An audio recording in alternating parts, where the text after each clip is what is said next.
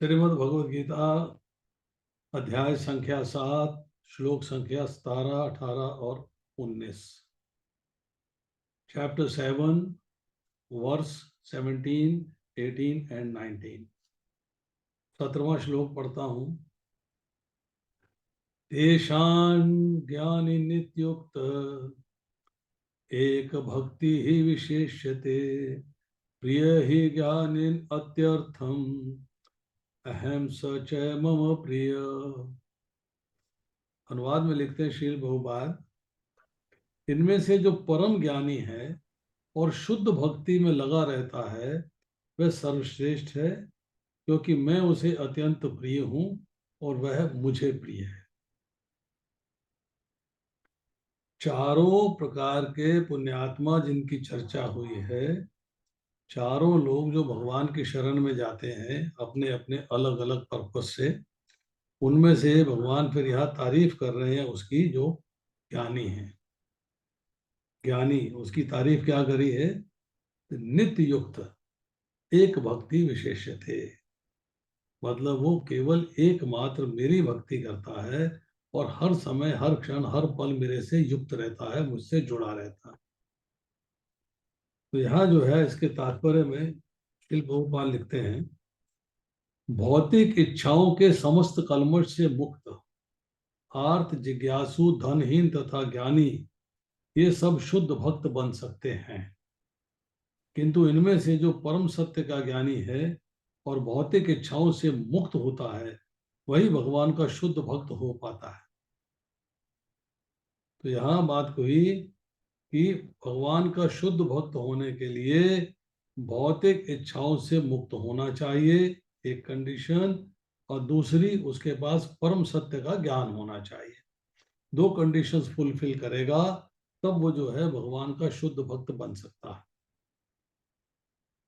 इन चारों वर्गों में से जो भक्त ज्ञानी है और साथ ही भक्ति में लगा रहता है वे भगवान के कथनानुसार सर्वश्रेष्ठ है।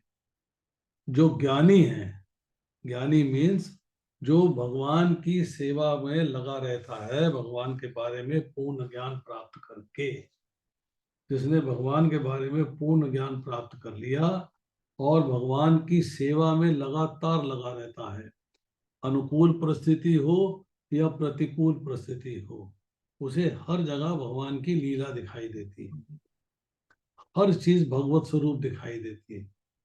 उसके मन में अपने लिए कुछ भी प्राप्त करने की इच्छा नहीं होती, वो केवल भगवान के प्रेम में मस्त रहता है। जैसे कि गोपिकाओं की हमने चर्चा करी थी कि वो भगवान के प्रेम में मस्त रहती। अब उस ज्ञानी की चर्चा हो रही है आज के इस श्लोक में। आगे लिखते हैं, ज्ञान की खोज करते रहने से मनुष्य को अनुभूति होती है कि उसका आत्मा उसके भौतिक शरीर से भिन्न है। बिगिनिंग ज्ञान की यहां से हो रही है कि शरीर और आत्मा में भेद जानना, मैं कौन हूं इसको जानना, मैं शरीर हूं या मैं आत्मा हूं, ये भेद को जानना जरूरी है। तो बिगिनिंग यहां से होती है। अधिक उन्नति करने पर उसे निर्विशेष ब्रह्म या परमात्मा का ज्ञान होता है।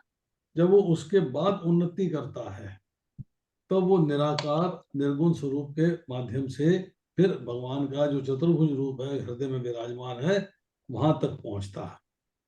जब वह पूर्णतः शुद्ध हो जाता है तो उसे ईश्वर के नित्य दास के रूप में अपनी स्वाभाविक स्थिति की अनुभूति होती है। जब हृदय का शुद्धिकरण हो जाता है, हृदय पूर्णतः शुद्ध हो जाता है, तब वो रियलाइज करता है कि मेरा स्वरूप क्या है। और स्वरूप क्या है? जीवरे स्वरूप कृष्णेर नित्य दास, मेरा स्वरूप है भगवान के दास का। वो स्वामी है, मैं सेवक हूँ। वो अंशी है, मैं अंश हूँ, और अंश होने के नाते मेरा कर्तव्य है अंशी की सेवा करना। इस प्रकार शुद्ध भक्त की संगति से आर्त जिज्ञासु धन का इच्छुक तथा ज्ञानी स्वयं शुद्ध हो जाते हैं। ज्ञानी मीन्स जो भी बिगिनिंग स्टेज में है वो भी शुद्ध हो जाता है, वो भी परफेक्ट स्टेज में आ जाता है, आगे बढ़ जाता है। किंतु प्रारंभिक अवस्था में जिस व्यक्ति को परमेश्वर का पूर्ण ज्ञान होता है और साथ ही जो उनकी भक्ति करता रहता है, वह व्यक्ति भगवान को अत्यंत प्रिय होता है। तो यहाँ बताया कि भगवान को प्यारा कौन है, भगवान को प्रिय कौन है। तो उसके लिए दो कंडीशंस बताई, एक पूर्ण ज्ञान का होना और दूसरा नित्य युक्त अर्थात भगवान से हमेशा के लिए हर समय हर क्षण हर पल जुड़ा रहना, युक्त होना। मतलब ये जब बातें होती हैं तब जो है वो भगवान को प्रिय होता है। हम जब पूछते हैं ना भगवान मुझसे प्रेम करते नहीं करते, तो भगवान मुझसे प्रेम करेंगे, उसके लिए भगवान ने दो कंडीशंस लगा दी। एक, मेरा पूर्ण ज्ञान रखो, मेरे पूर्ण ज्ञान को प्राप्त करो, और दूसरा, लगातार हर क्षण हर पल हर मोमेंट मेरे साथ युक्त रहो, मेरे साथ जुड़े रहो। जो भगवान की दिव्यता के ज्ञान में स्थित होता है वह भक्ति द्वारा इस तरह सुरक्षित रहता है कि भौतिक कल्मश उसे छू भी नहीं पाते।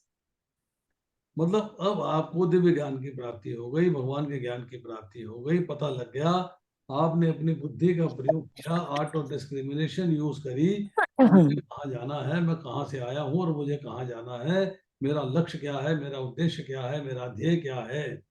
जब ये सारी बातों का पता लग गया, उस मार्ग पे चलना शुरू कर दिया, तो इसका मतलब है अब जो है मटेरियल कंटेमिनेशन, भौतिक कल्मश उसे छू नहीं पाते, उसे टच नहीं कर पाते। अब इस श्लोक को थोड़ा सा हम समराइज करते हैं। भक्तों में ज्ञानी भक्त अर्थात प्रेमी भक्त, ज्ञानी का मतलब मैंने पिछली बार चर्चा करी थी, जो भगवान के प्रेम में मस्त है। जो प्रेमी भक्त है वो श्रेष्ठ है, क्योंकि वो नित्य युक्त है, वो हमेशा से जुड़ा हुआ है, हर क्षण हर पल हर मोमेंट, अर्थात वो हर समय भगवान में ही लगा रहता है, उसको और कुछ बात समझ में आती नहीं, भगवान के सिवाय किंचित मात्र भी उसकी किसी चीज के बारे में इंटरेस्ट नहीं होता। अब जैसे एग्जाम्पल दिया था हमने गोपियों का, गोपियां क्या करती हैं, गाय धो रही हैं, दही बिलो रही हैं, धान कूट रही हैं, अर्थात आंगन लीप रही हैं, अर्थात जो भी कार्य कर रही हैं, सारे कार्यों में कृष्ण में उनका मन है, उनका मन जो है वो कृष्ण में है। श्रीमद् भागवतम के 10वें स्कंद के 44वें अध्याय के 15वें श्लोक में चर्चा आती है कि जैसे गौओं का दूध धोते समय, धान कूटते समय, दही मथते समय, आंगन लीपते समय, बालकों को पालने में झुलाते समय, रोते हुए बच्चों को लोरी देते समय, तुलसी आदि को जल से सींचते समय, झाड़ू देते समय, सब कर्मों को करते समय प्रेम पूर्ण चित्त से आंखों में आंसू भरकर गदगद कंठ से श्री कृष्ण की दिव्य लीलाओं का गान करती रहती हैं, वो श्री कृष्ण में निरंतर चित्त लगाए रहने वाली ब्रज गोपियां हैं, तो धन्य है। तो वो भगवान से प्रेम करती हैं और भगवान उससे प्रेम करते हैं। अब जब ये शब्द आया एक भक्ति विशिष्टते, विशिष्ट मतलब स्पेशलिटी क्या है, स्पेशलिटी क्या है, स्पेशलाइजेशन क्या है, स्पेशलाइजेशन है एक भक्ति, मतलब उसका आकर्षण केवल भगवान में होता है, उसका आकर्षण भौतिक संसार में नहीं होता, उसके अंदर अपने भौतिक सुख भोग के लिए कोई इच्छा नहीं होती,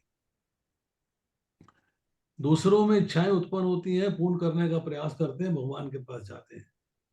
अर्थार्थी भक्त है वो अनुकूलता की इच्छा करता है, आर्त भक्त तो है प्रतिकूलता मिटाने की इच्छा करता है, साधु भक्त जो है अपने स्वरूप को या भगवान के तत्व को जानने की इच्छा करता है, और ज्ञानी भक्त में कोई इच्छा ही नहीं, this no desire at all.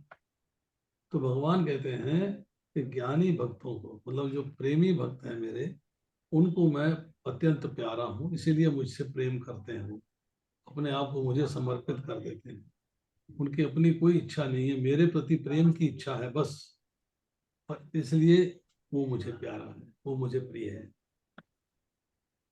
मैं उनको प्रिय हूँ और वो मुझे प्रिय है।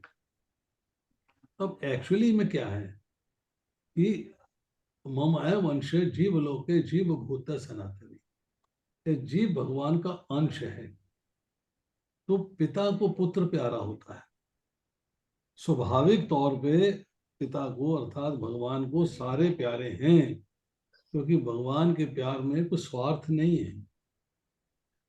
जैसे हम एग्जाम्पल देते हैं कि माता बच्चों का पालन करती है, ऐसे ही भगवान जो है हमारा पालन करते हैं, पालन पोषण करते हैं, हमारा प्रबंध करते हैं, तो अगर जो है हम भगवान तो हमारे लिए सब कुछ कर रहे हैं, परंतु अगर हम भगवान से विमुख हो जाते हैं या सम्मुख हो जाते हैं, दो ही सिचुएशन है ना, तो भगवान की तरफ हो जाएंगे, भगवान से दूर हो जाएंगे। तो जब भगवान की तरफ हो जाएंगे तो प्यार उमड़ आएगा। मतलब हम भगवान को प्यार कर रहे हैं तभी उनकी तरफ गए, तो भगवान भी रेसिप्रोकेट करते हैं। ये था माँ प्रबदंते तास तथैं भजामि अहम्। तो जिस भाव से मेरा स्मरण करता है, मेरे पास आता है, उसी भाव के अनुरूप मैं उसे फल देता हूँ। तो भगवान भी प्यार करने लगते हैं। कृष्णा लव्स अस।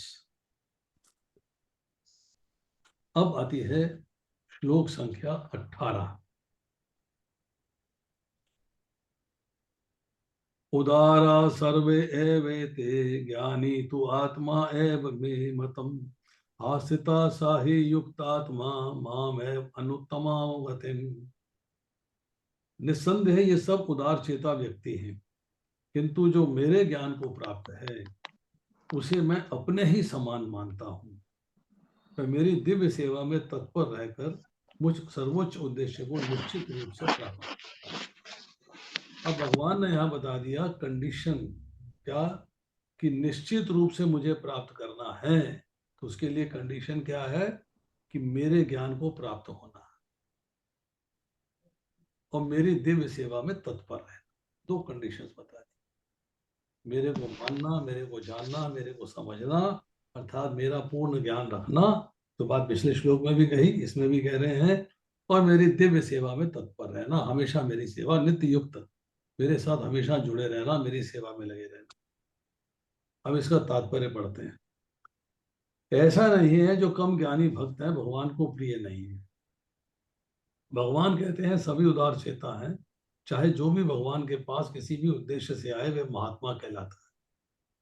उदार का अर्थ ये है, उदारा का अर्थ ये है बड़े ही, मतलब जैसे कहते हैं खुले मन से करने वाले। जैसे हम कहते हैं कि हमने आपसे 50 रुपए मांगे तो आपने 100 दे दिए, बड़े उदार हो कि आपने 100 रुपए दे दिया। ये तो 50 थे, दिए आपने 100।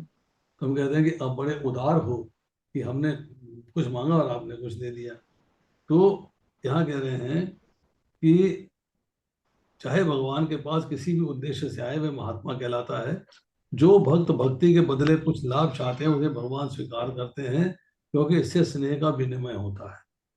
अगर कोई सकाम कर्म योग लेके भी भगवान के पास गया तो भगवान उसे भी स्वीकार करते हैं, इग्नोर नहीं करते, पर उसी के अनुरूप फल देते हैं। वे स्नेहवश भगवान से लाभ की याचना करते हैं, और जब उन्हें वे प्राप्त हो जाता है तो इतने प्रसन्न होते हैं कि वे भी भगवत भक्ति करते हैं। तो पिता ने आपको कुछ दे दिया तो आप उसकी रिस्पेक्ट करने लग जाओगे, यार my father is very nice, मैं जैसे मांगता हूँ वैसे मेरी हेल्प करते हैं, वैसे मुझे देते हैं। इस तरह भगवान अगर आपको देते हैं तो आप भगवान के प्रति समर्पित हो जाते हो। किंतु ज्ञानी भक्त भगवान को प्रिय इसलिए कि उसका उद्देश्य प्रेम तथा भक्ति से परमेश्वर की सेवा करना होता है। ऐसा भक्त भगवान की सेवा किए बिना क्षण भर भी नहीं रह पाता। इसी प्रकार परमेश्वर अपने भक्त को बहुत चाहते हैं, उससे विलग नहीं हो पाते।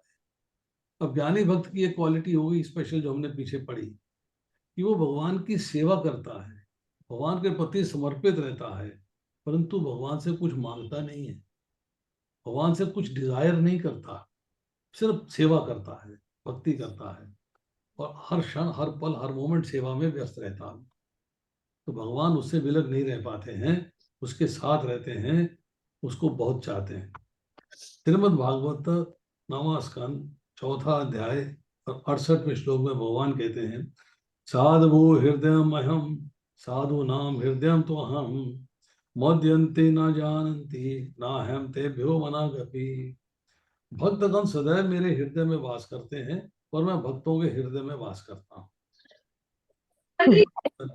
सदैव मेरे हृदय में वास करते हैं और मैं भक्तों के हृदय में वास करता हूँ। भक्त मेरे अतिरिक्त और कुछ नहीं जानता और मैं भी भक्त को कभी नहीं भूलता। मेरे तथा शुद्ध भक्तों में घनिष्ठ संबंध रहता है।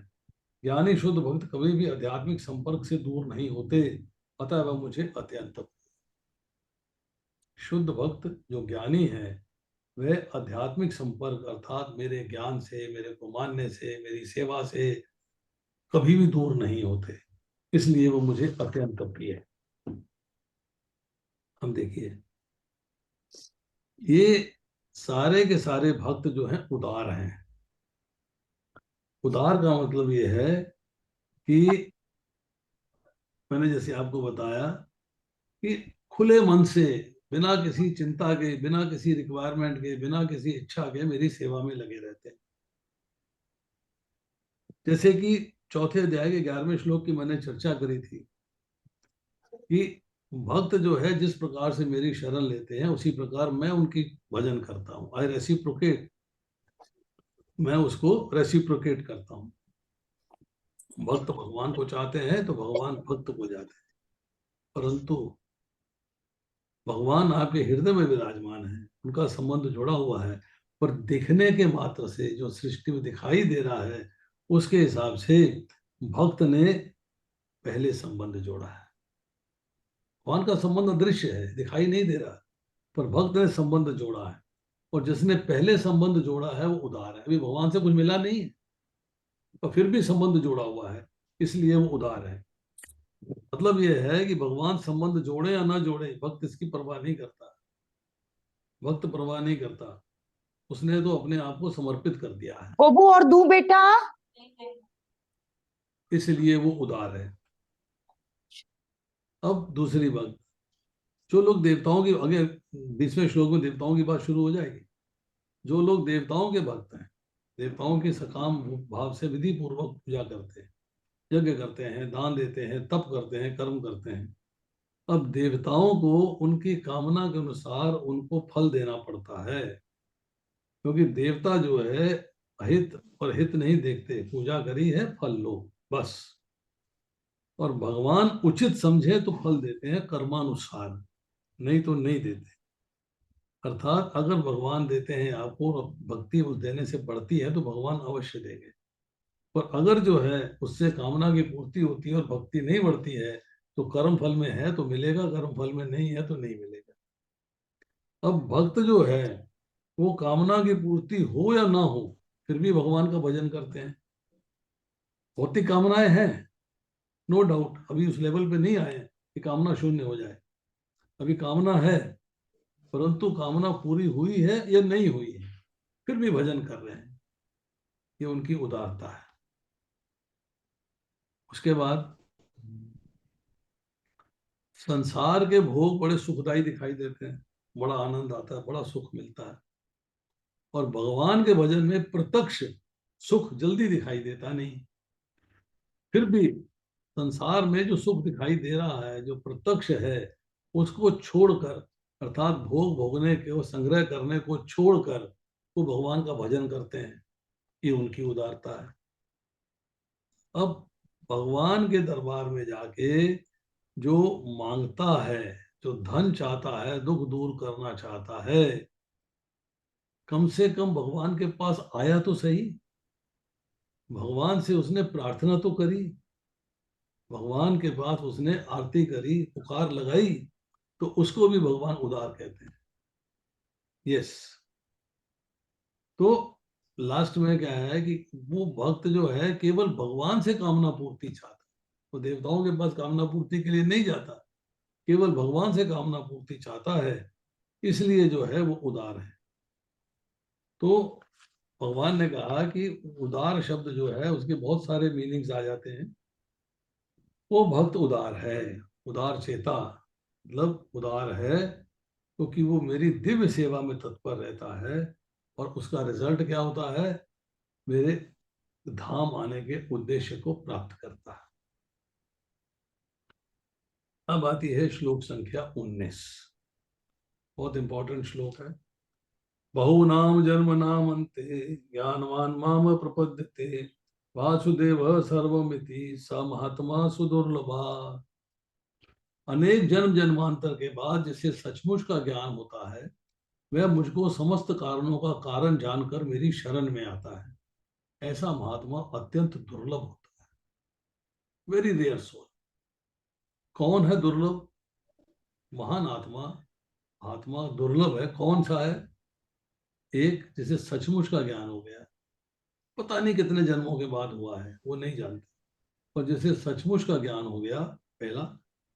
दूसरा, मेरे को समस्त कारणों का कारण जान लिया, और फिर मेरी शरण में आ गया।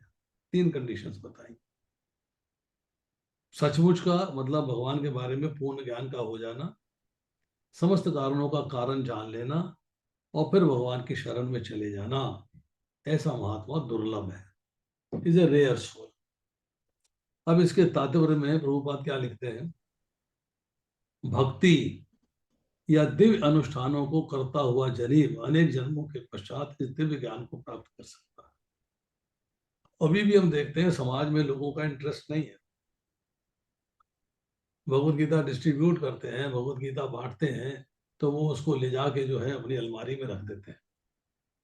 वो उसको जो है अलमारी में रख देते हैं, ठीक है पढ़ी रहे, देखी जाएगी, बुढ़ापा आएगा तो पढ़ेंगे, अभी तो जबरदस्ती हमें पकड़ा दी गई है, हमें तो कोई पढ़ना नहीं है। मतलब उनका इंटरेस्ट नहीं है। तो प्रभुपाद लिखते हैं कि आत्म साक्षात का चरम लक्ष्य भगवान है। आत्म साक्षात्कार के प्रारंभ में जब मनुष्य भौतिकता का परित्याग करने का प्रयत्न करता है, तब निर्विशेषवाद की ओर उसका झुकाव हो सकता है। किंतु आगे बढ़ने पर वे समझ पाता है कि आध्यात्मिक जीवन में भी कार्य हैं, उन्हें इन्हीं से भक्ति का विधान होता है। इसकी अनुभूति होने पर वे भगवान के प्रति आसक्त हो जाता है, मेरा बैग देना, आसक्त हो जाता है और उसकी शरण ग्रहण कर लेता है। इस अवसर पर वह समझ सकता है कि कृष्ण की कृपा ही सर्वस्व है, वे ही कारणों के कारण है कि जगत उनसे स्वतंत्र नहीं है। इस भौतिक जगत में और इस भौतिक जगत को आध्यात्मिक निमित्तों का विकृत प्रतिबिंब मानता है और अनुभव करता है कि प्रत्येक वस्तु का परमेश्वर कृष्ण से संबंध है, और वह प्रत्येक वस्तु को वासुदेव श्री कृष्ण से संबंधित समझता है। इस प्रकार वासुदेव में सर्वव्यापक दृष्टि होने पर भगवान कृष्ण को परम लक्ष्य मानकर शरणागति की प्राप्ति होती है।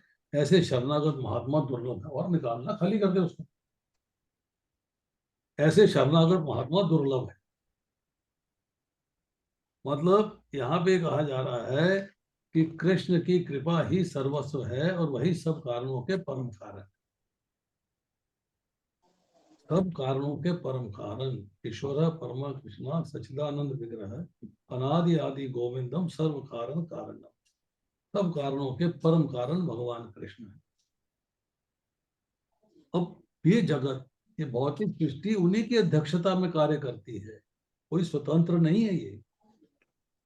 अब कहते हैं कि वे इस भौतिक जगत को आध्यात्मिक विभिन्नताओं का विकृत प्रतिबिंब मानता है। वो कहता है कि जो आध्यात्मिक जगत है, जो भगवान का धाम है, जो वैकुंठ है, जो परव्योम है, उसका ये जो है एक प्रतिरूप है, उसका एक विकृत प्रतिबिंब है, रिफ्लेक्शन है, छाया है उसकी। अनुभव करता है कि प्रत्येक वस्तु का परमेश्वर कृष्ण से संबंध है। प्रत्येक वस्तु का भगवान कृष्ण से संबंध है। भगवान कृष्ण जो है हर चीज के कंट्रोलर हैं। हर चीज उनसे ही प्रकट हो रही है। अहम सर्वस्य प्रभो, सब चीज मेरे से ही प्रकट होती है। इस प्रकार वासुदेवमयी व्यापक दृष्टि होने के कारण भगवान कृष्ण को परम लक्ष्य मानकर शरणागति प्राप्त होती है।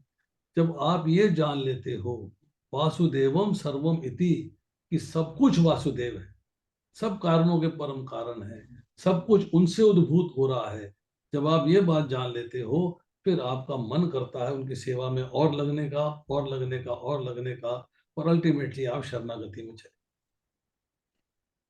ऐसे शरणागत महात्मा दुर्लभ है। अब इस श्लोक की सुंदर व्याख्या श्वेताश्वर उपनिषद 3:14-15 में की गई है। इसमें कहा गया है कि छांदोग्य उपनिषद 5:1-15 में भी कहा गया है। इसका अर्थ यह है, जीव के शरीर की न तो बोलने की शक्ति, न देखने की शक्ति, न सुनने की शक्ति, न सोचने की शक्ति ही प्रधान है। समस्त कार्य का कार्य बिंदु तो ये जीवन प्राण है। इसी प्रकार भगवान वासुदेव या भगवान ही समस्त कार्यों में मूल है। इस बात को ऐसे समझना है कि आपके अंदर जो भी शक्ति है भगवान की वजह से है। आप बोल पा रहे हैं भगवान की वजह से, सूंघ पा रहे हैं भगवान की वजह से, सुन पा रहे हैं भगवान की वजह से, और देख पा रहे हैं भगवान की वजह से, सोच पा रहे हैं भगवान की वजह से। अर्थात जितने भी आप कार्य कर पा रहे हो, उसके अंदर जो पावर है वो भगवान की। तो इसी प्रकार भगवान वासुदेव या भगवान ही समस्त पदार्थों में मूल हैं। मूल का मतलब है वासुदेवम सर्वम इति, सब कुछ वासुदेव है। इस देह में बोलने, देखने, सुनने तथा सोचने आदि की शक्तियां हैं। यदि वे भगवान से संबंधित ना हो तो सभी व्यर्थ है। तो जो भी हमारे पास शक्ति है उसको भगवान की सेवा में ही प्रयुक्त करना चाहिए, उसी उन्हीं की सेवा में लगाना चाहिए। That should B A part of our duty. Vasudev सर्वव्यापी हैं और वे प्रत्येक वस्तु वासुदेव है। अतः भक्त पूर्ण ज्ञान में रहकर शरण ग्रहण करता है। आप रियलाइज करिए कि 7वें अध्याय के 17वें श्लोक में जो कहा गया, तो बात कह रहे हैं उससे तुलना कर लीजिए। इनमें से जो परम ज्ञानी है, शुद्ध भक्ति में लगा रहता है, वह सर्वश्रेष्ठ है, क्योंकि मैं उसे अत्यंत प्रिय हूं और मुझे प्रिय है। और फिर बोला 11वें अध्याय के 40वें श्लोक में आके देखिएगा क्या कहते हैं भगवान। कहते हैं, आपको आगे पीछे चारों ओर से नमस्कार है। हे असीम शक्ति, आप अनंत पराक्रम के स्वामी हैं, आप सर्वव्यापी हैं और आप सब कुछ हैं। अब देखिए, हमने रियलाइज करना है कि सब कुछ है। सब कुछ का रियलाइजेशन कैसे होगा? रियलाइजेशन होगा एक तरीके से। आप एक बर्फ का घड़ा बनाइए और बर्फ का घड़ा बना के उसके अंदर पानी भर लीजिए। पानी आ गया। अब आपने उसको पानी के टब में, तालाब में डाल दीजिए। डाल दिया। अब बताइए, तालाब में क्या है? पानी। घड़ा किस चीज का बना है? बर्फ का। और बर्फ किस चीज से बनी है? पानी से। मतलब घड़े के अंदर क्या है? पानी है। मतलब अंदर भी पानी है, बाहर भी पानी है, घड़ा भी पानी का बना है, अर्थात सब कुछ पानी है। Everything is water. इसी तरह प्रकृति भगवान का अंश है, जीव भगवान का अंश है।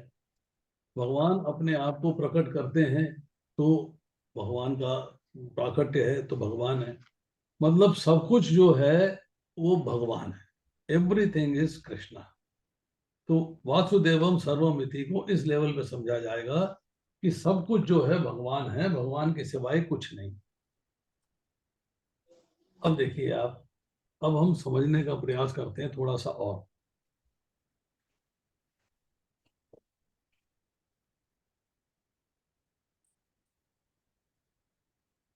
टेक्निकली देखा जाए तो जितनी भी योनियां हैं, जितने भी जन्म हैं, उसमें ये मनुष्य जन्म जो है अंतिम है। परंतु हम इसे अंतिम बनाते नहीं। अंतिम का मतलब है कि इस जन्म के अंदर कर्म करके हम भगवान के धाम जा सकते हैं, पर हम इस जन्म को अंतिम नहीं बनाते हैं। पुनः नरक तेर जाने का प्रयास करते हैं, दोबारा से नरक में जाने का प्रयास करते हैं। हमको जन्म मृत्यु से छुटकारा पाने का पूरा चांस दिया गया है, परंतु हम भगवान को प्राप्त ना करके भौतिक संसार से अटैचमेंट करके, भौतिक संसार से राग करके फिर दोबारा मरण जमन के चक्कर में चले जाते हैं। अब एक एग्जाम्पल समझिएगा। एक महल है, उसमें एक कमरा है, अंधकार है, कोई रोशनी नहीं है। उसमें एक ही दरवाजा है बाहर निकलने के लिए, एक ही दरवाजा। एक अंधा व्यक्ति उस महल के अंदर चक्कर काट रहा है। उसके एक हाथ में लाठी पकड़ी हुई है और एक हाथ में दीवार पकड़ पकड़ के जा रहा है कि दरवाजा मिलेगा तो मैं क्रॉस कर जाऊंगा।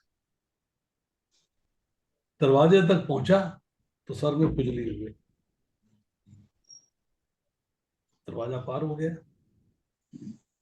फिर पूरी दीवार से घूम घूम के आया, पकड़ पकड़ के देखता देखता फिर दरवाजे तक पहुंचा, फिर इधर खुजली हो गई, फिर दरवाजा पार हो गया।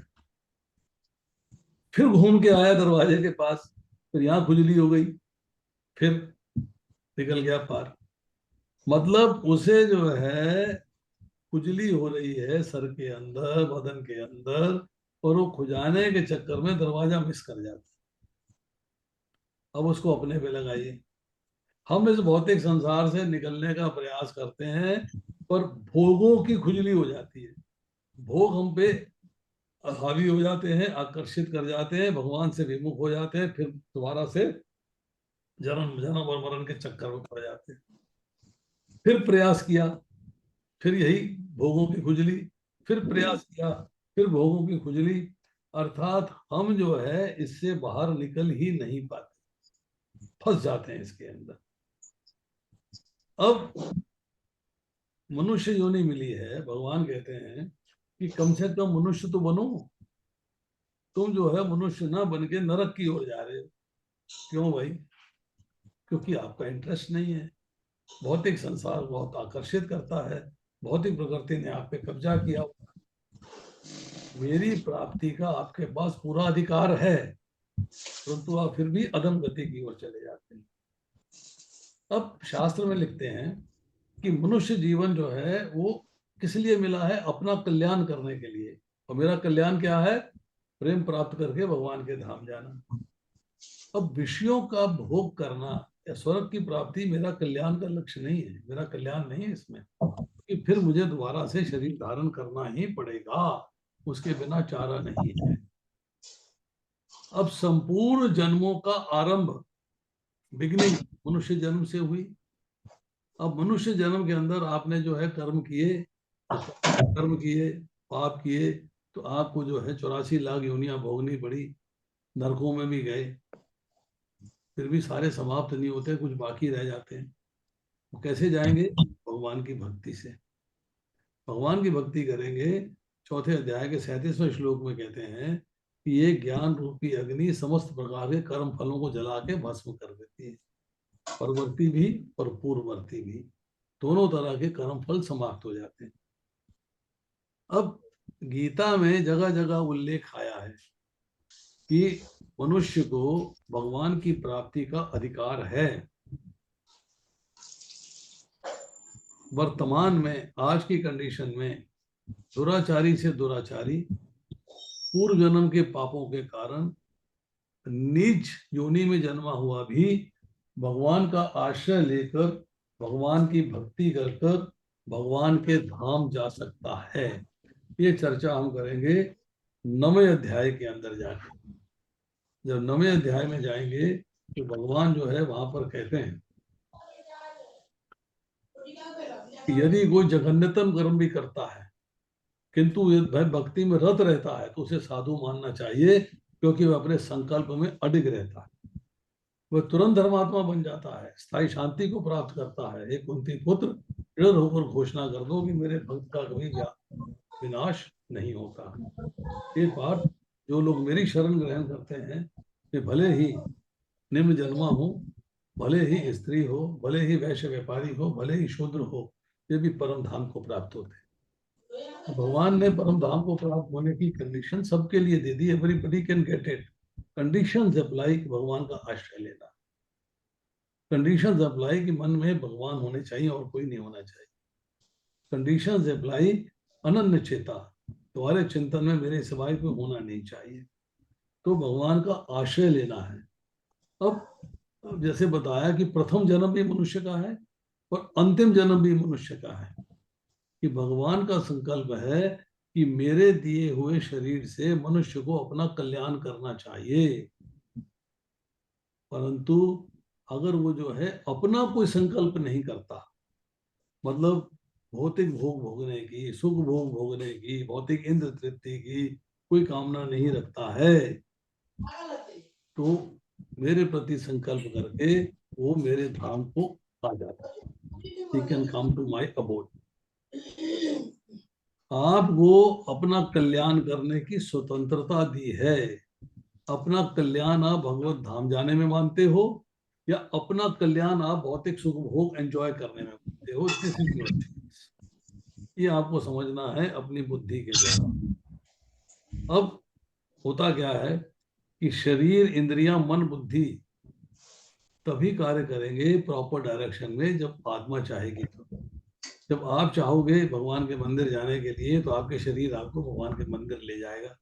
अगर आप चाहोगे सिनेमा हॉल में जाने के लिए तो आपका शरीर, आपकी इंद्रियां आपको सिनेमा हॉल ले जाएंगी। चॉइस आपका जो है आपकी इंद्रियों के जोर पे है, आपके शरीर के जोर पे है। और आती है कि अभी तक मनुष्य शरीर दिया है भगवान ने।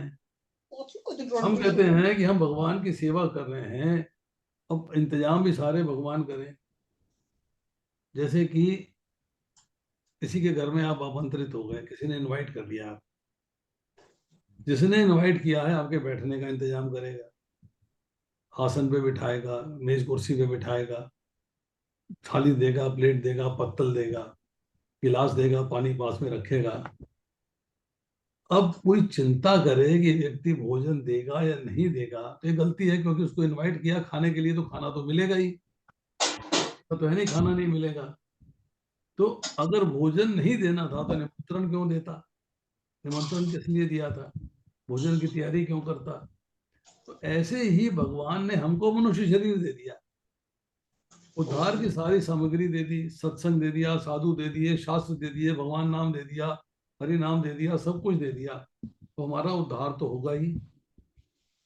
अब हम जो है विश्वास करें कि हम जो है भौतिक प्रकृति के बंधन से छूट के भगवान के धाम जाने का प्रयास करें, भौतिक संसार से संबंध विच्छेद करें और भगवान से अपने संबंध को एस्टैब्लिश करें।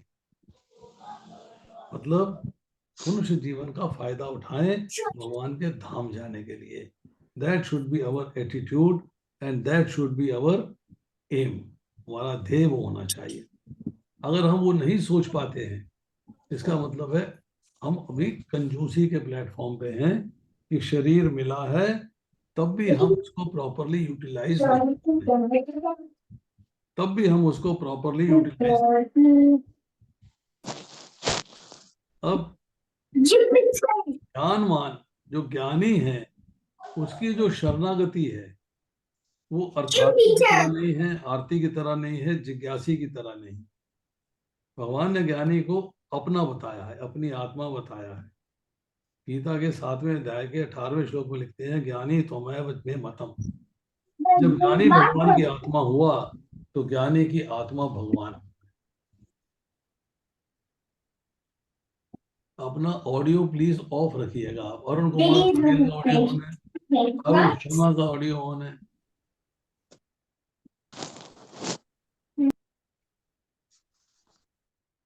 कई लोग ऑडियो ऑफ करना क्यों भूल जाते हैं।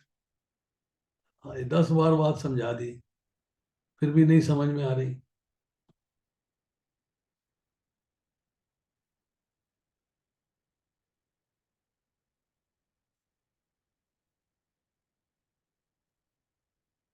एक बात समझ लीजिएगा कि जो भगवान को तत्व से जानता है, तत्व से जानने वाला जो व्यक्ति है वो अत्यंत दुर्लभ है।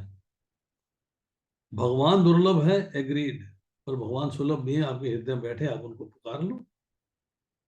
सच्चे हृदय से भगवान की प्राप्ति करने वाले लोग बड़े दुर्लभ हैं, क्योंकि आपको मनुष्य शरीर मिला है। आपको कारण समझना चाहिए भगवान को क्यों प्राप्त करना है, और आपको तरीका समझना चाहिए भगवान को कैसे प्राप्त करना है। क्यों और कैसे दोनों क्वेश्चन लगाने चाहिए।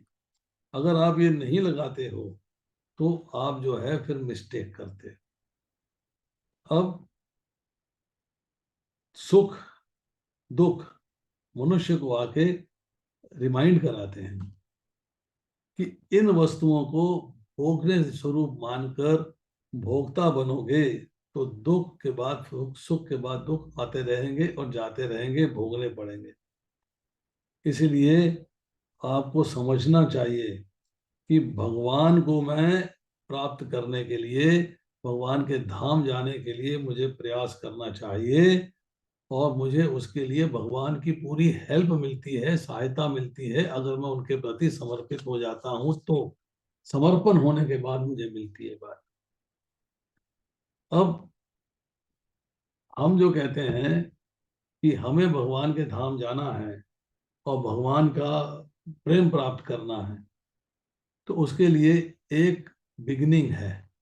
और बिगनिंग क्या है कि हमें डिवोटी एसोसिएशन करनी चाहिए, नंबर 1। नंबर 2, जो सीनियर डिवोटीज हैं उनसे राय करनी चाहिए, उनके अनुसार जीवन को ढालना चाहिए, जीवन में बदलाव लाना चाहिए, भक्ति की तरफ उन्मुख होना चाहिए, क्योंकि उन्होंने आपसे ज्यादा ज्ञान प्राप्त किया है, आपसे ज्यादा भक्ति करी है, तो वो आपको प्रॉपर गाइडेंस दे सकते हैं, वो आपको प्रॉपर इंस्ट्रक्शंस दे सकते हैं, समझा सकते हैं, बता सकते हैं कि देखो भाई आप ये कर रहे हो, ये आज को थोड़ा और इम्प्रूव करो, थोड़ा और इम्प्रूव करो, इसको ऐसे करो, थोड़ी और इम्प्रूवमेंट आ जाए। तो इसलिए जो है आपको समझना चाहिए कि जीवन का लक्ष्य क्या है, और जीवन का लक्ष्य प्राप्त मुझे कैसे होगा, ये बात जाननी चाहिए। अब यहाँ पीछे चर्चा आई थी कि भक्ति का प्रारंभ, तो भक्ति का प्रारंभ जो है वो होता है जब हम 7वें अध्याय का 28वां श्लोक पढ़ते हैं, 8वें अध्याय का 8वां 9वां 10वां श्लोक पढ़ते हैं कि सगुण और निराकार रूप से होता है।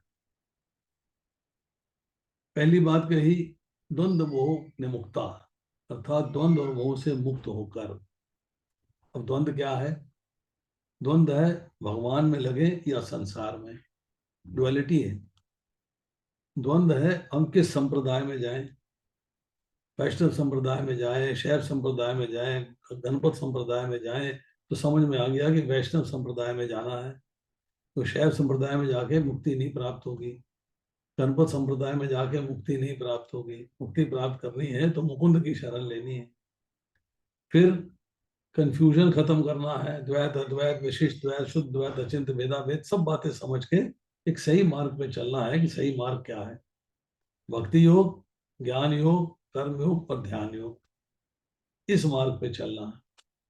और अनुकूल परिस्थिति हो, प्रतिकूल परिस्थिति हो, हर्ष हो, शोक हो, सही हो, गलत हो, सुख हो, दुख हो, राग हो, द्वेष हो, इन सब से मुक्ति प्राप्त करनी है।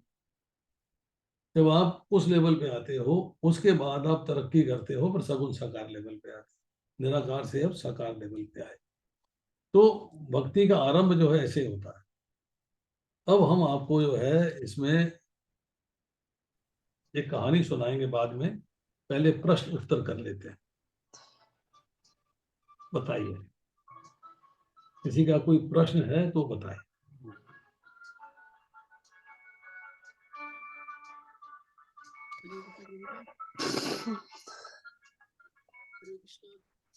हरे कृष्णा प्रभु जी। यस माता जी बोलिए। मेरा क्वेश्चन है, एक बार आप वो जो मटके वाला आपने एग्जाम्पल दिया ना, बर्फ के मटके वाला कि पानी में जो चला गया, वो एक बार आप दोबारा से प्लीज समझा दें। पानी में चला गया, कौन चला गया पानी में? आपने बोला ना कि बर्फ का मटका था, उसको आपने डुबो दिया, तो बर्फ भी पानी है और बर्फ के मटके देखिए में भी पानी है। ऐसा पानी, है कि हमने कहा सब कुछ भगवान है। हाँ वही, मतलब उसको सबको, ठीक पानी है, को भगवान से आपने रिलेट कर हाँ दिया। हाँ मैं आपको बताता हूँ, आप चिंता जी मत करिएगा। जी अभी आपको एग्जाम्पल देता हूँ। जी। आपने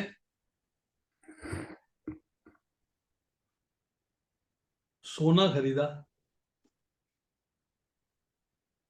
सोने का आपने गहना बनाया, कान के बलियां बनाई, टॉप्स बनाए, नाक की नथ बनाई, गले की माला बनाई, हार बनाया, चूड़ियां बनाई, कंगन बनाए, अंगूठियां बनाई, सब कुछ सोना है। बनने के बाद भी सोना है, बनने से पहले भी सोना था। अब आपने सोने को तोड़ा तब भी सोना है, सोना तो सोना ही है, हर चीज सोना है। सोना टूट गया तब भी सोना था, तब भी, और गहना बन गया तब भी, हर चीज सोना है। दूसरी बात, आपने, एक कुम्हार ने मिट्टी ली, मिट्टी से उसने जो है एक सुराही बना दी, घड़ा बना दिया, दीपक बना दिया, कुछ भी बना दिया। मिट्टी थी, घड़ा भी मिट्टी है, शेप आ गई घड़े की, पर घड़ा है मिट्टी, और टूट गया तब भी मिट्टी है, मतलब हर चीज मिट्टी है। तो इसी तरह हमने एग्जाम्पल दिया आपको कि पानी से बर्फ बनती है, बर्फ बनी पानी से, आपने उस बर्फ के घड़े के अंदर एक घड़ा बनाया उस बर्फ से, और उस घड़े के अंदर पानी भर दिया और उस घड़े को तालाब में डाल दिया। ठीक है। और तालाब में क्या है? पानी। पानी। तालाब में घड़ा है, घड़ा क्या है? पानी का बना है, पानी। पानी। और घड़े के अंदर क्या है? पानी, अर्थात सब पानी। कुछ पानी है। दिखने में घड़ा घड़ा दिखाई दे रहा है, पर है पानी। दिखने में गहने दिखाई दे रहे हैं, सोना। दिखने में सुराही दिखाई दे रही है, मिट्टी। तो मतलब सब कुछ जो है भगवान है, भगवान से ही सृष्टि बनती है, भगवान से ही भौतिक सृष्टि बनती है। भगवान ही जीव है, मतलब जीव भगवान का अंश है। भगवान, जीव, भौतिक सृष्टि, सब कुछ जो है भगवान है। तो जितने अगर भी हम सारे ऐसे भगवान। बोलें, अगर हम ऐसे बोलें कि हम खुद भगवान हैं, ठीक है, हमारे अंदर भी भगवान है और अदरवाइज सृष्टि भी भगवान है, तो यही कहना चाह रहे हैं ना हम लोग कि सब कुछ भगवान ही है। बॉडी भी हम भगवान हो भगवान गया, के या हम अंश। कह लें। तो जब आप इस कंसेप्ट को समझ जाएंगे, वासुदेवम सर्वमिति, भगवान आगे कहेंगे 10वें अध्याय में, अहम सर्वस्व प्रभु, सबकी उत्पत्ति का कारण मैं हूँ, पालन पोषण मैं करता हूँ, संहार मैं करता हूँ, सब कुछ मैं करता हूँ, सब कुछ मैं हूँ। तो जब ये बात समझ में आ जाएगी तो ऐसा महात्मा भगवान को समझ पाएगा ठीक से, तो बड़ा दुर्लभ कहलाता है। Is a very rare soul. अब हम आपको थैंक एक यू। छोटी सी कहानी सुनाते हैं। हाँ जी, थैंक यू प्रभु जी। हमने यहाँ हरे पे हरे चर्चा कृष्ण। करी कि भगवान भक्त के बस में है, कैसे हैं? जी। सुनिए जरा। जी। एक छोटी सी कहानी है, 2 मिनट की, अच्छी लगेगी जी। आपको। जी। जी।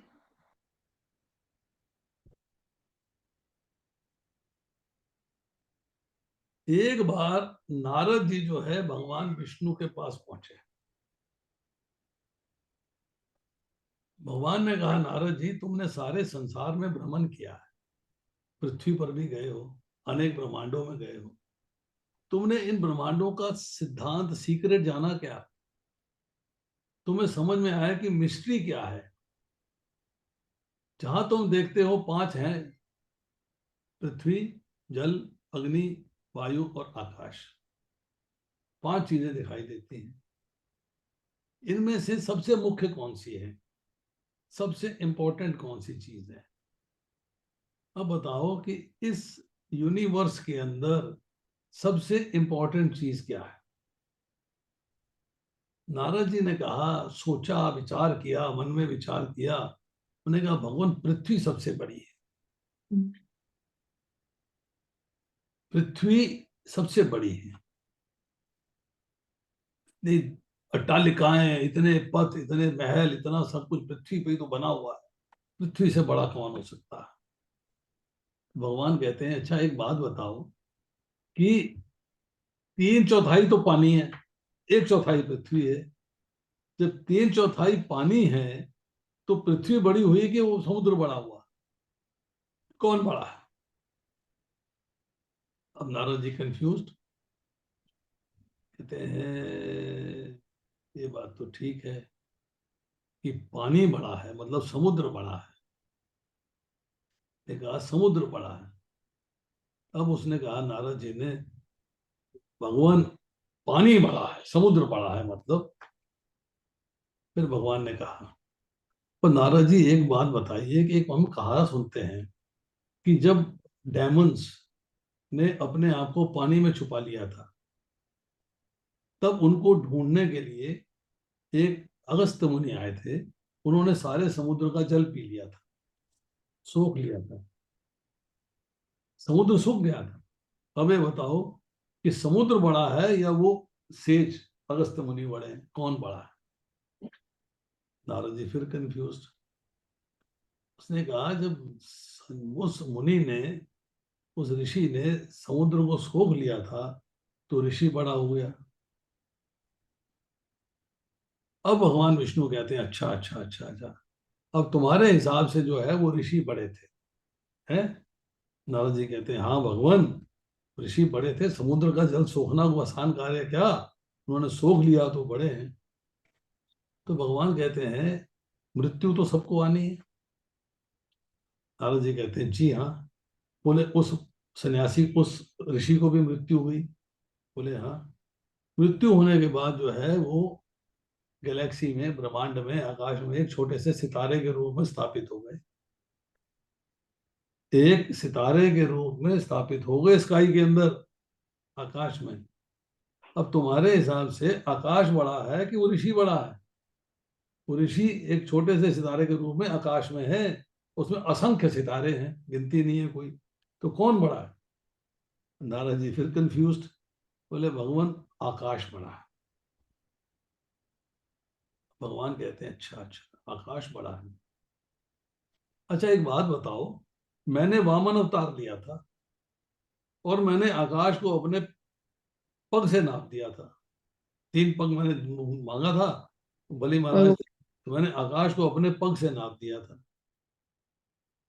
अब बताओ कि मेरा पैर बड़ा है या आकाश बड़ा है? कौन बड़ा है? बस मेरा पैर मीन्स वामन अवतार का पैर बड़ा है कि आकाश बड़ा है? तो उसने कहा भगवान आपका पैर बड़ा है। वो कंफ्यूजन होते जा रहे हैं, खत्म होते जा रहे हैं। कहते हैं कि आपका पैर बड़ा है।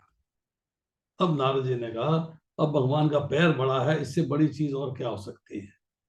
फाइनल डिसीजन हो गया कि भगवान जो है उनका पैर बड़ा है, भगवान सबसे बड़े हैं।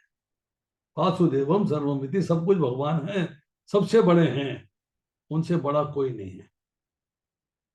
भगवान कहते हैं नारद जी एक बात बताइए आप, एक क्वेश्चन और है, एक प्रश्न मेरा और है। बोले पूछिए। कहते हैं कि उस भक्त के बारे में चर्चा कर रहा हूं जो भक्ति करता है और अपने हृदय में मुझे छुपा लेता है। मैं भक्त के हृदय में जा बैठता हूं। कौन बड़ा है? वो भक्त बड़ा है जिसके हृदय में मैं विराजमान हूं, या मैं बड़ा हूं? तो नारद जी कहते हैं कि भक्त बड़ा है। भगवान का भक्त जो है भगवान से बड़ा है, कि उसने भगवान की इतनी भक्ति करी है, इतनी भक्ति करी है कि भगवान उसके बस में आ गए हैं। ना कहा गया भगत के बस में है भगवान। भक्त जो है उस लेवल पे आना चाहिए। धन्ना जाट, उसने ऐसी भक्ति करी कि भगवान ने उसके खेतों में काम किया, ऐसी भक्ति करी। बलि महाराज ने ऐसी भक्ति करी भगवान की कि भगवान उसके द्वारपाल बन गए, द्वार पे रहे उसके। ऐसी भक्ति करी है सुग्रीव ने, ऐसी भक्ति करी है विभीषण ने, कि भगवान ने राज्य हरा और उनको दान दे दिए, आप करिए इसको, मुझे नहीं चाहिए। तो भगवान की भक्ति करनी है, भगवान से कुछ इच्छा नहीं करनी है, भगवान से कुछ डिजायर नहीं। तो इसलिए कहा जा रहा है कि भक्त जो है भगवान से बड़ा होता है, और उस बड़ा बनने के लिए हमें बहुत कार्य करने पड़ेंगे, बहुत चीजें करनी पड़ेगी, बहुत आगे बढ़ना पड़ेगा, बहुत सारी चीजों को समझना पड़ेगा। किसी सीनियर भक्त की सहायता से 1-to-1 डिस्कशन करनी पड़ेगी। आप पर्सनली नहीं आ सकते हैं तो फोन पे बात करिए, व्हाट्सएप पे कॉल करिए, जूम पे बात करिए, गूगल मीट पे बात करिए, वीडियो कॉल करिए। आप उनसे राय लीजिए कि मुझे बताइए मैं आगे कैसे बढ़ूं, मेरी भक्ति जो है आगे कैसे बढ़ेगी, कि भगवान का प्रेम मुझे प्राप्त हो जाए। हरे कृष्णा। प्रभु जी, जब नारद जी कंफ्यूज हैं तो हम तो इंसान हैं, हम कैसे जवाब दे देंगे हर बात का? देखिए ऐसा है कि वो जो हमने आपसे कंफ्यूजन की बात करी वो एक स्टोरी है, हाँ जी। जस्ट हमें समझाने के लिए, जी जी। जस्ट हमको समझाने के लिए कहानी की रचना की गई है, हाँ जी हाँ जी। ताकि पर बात बात हमको, तो ये है ना, नारद जी तो कंफ्यूज हो गए ना। नहीं वो हमको समझाने के लिए कंफ्यूजन क्रिएट किया गया है। वो ठीक है। वो कंफ्यूज नहीं है, ठीक है। हरे हरे कृष्ण प्रभु जी। वो हरे हमको कृष्ण। सही मार्ग में लाने के लिए, हमको समझाने के लिए इस कहानी की रचना की गई है। जी प्रभु जी। हरे कृष्ण प्रभु जी, थैंक दंड यू प्रणाम। प्रभु जी। हरे कृष्ण प्रभु जी। यस माता जी बोलिए। वही शुष्क चिंतन के बारे में बताया थोड़ा, शुष्क चिंतन। ये कहाँ पढ़ा आपने?